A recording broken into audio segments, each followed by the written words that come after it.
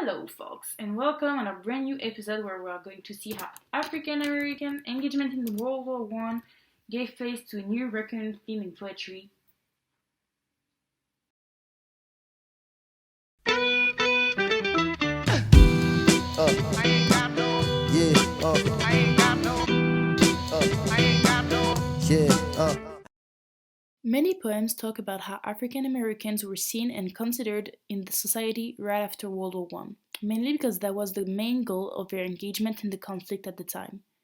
We see through the words of many poets that things haven't really changed with this contribution and that many of them continue to show how they're really treated in society because of racism. The poem America by Claude McKay is an example of the situation. I will just let you hear an interpretation of it before to enter in the subject. America, although she feeds me bread of bitterness and sinks into my throat her tiger's tooth, stealing my breath of life, I will confess I love this cultured hell that tests my youth. Her vigor flows like tides into my blood, giving me strength erect against her hate. Her bigness sweeps my being like a flood. Yet as a rebel fronts a king and state, I stand within her walls with not a shred of terror, malice, not a word of jeer. Darkly I gaze into the days ahead, and see her might and granite wonders there, beneath the touch of time's unerring hand, like priceless treasures sinking in the sand.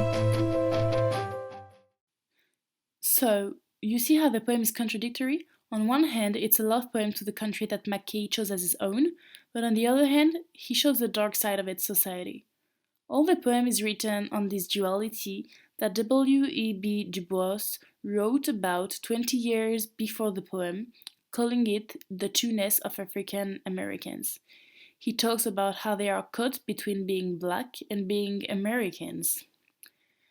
McKay personifies this country that he loves in a feminine entity that gives him enough strength to stand against her at the same time.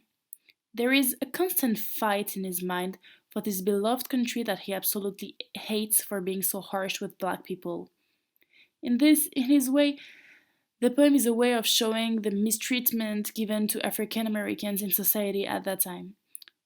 The second poem is quite unknown. It is called Too Black and was written by Kenneth P. It's a poem that tells how the black citizen is always lowered no matter what he does, no matter the action, no matter the sayings, he will always be wrong because he is black. To understand the poem, the easier way is to read to you a little bit of it because it talks by itself. Let's hear it.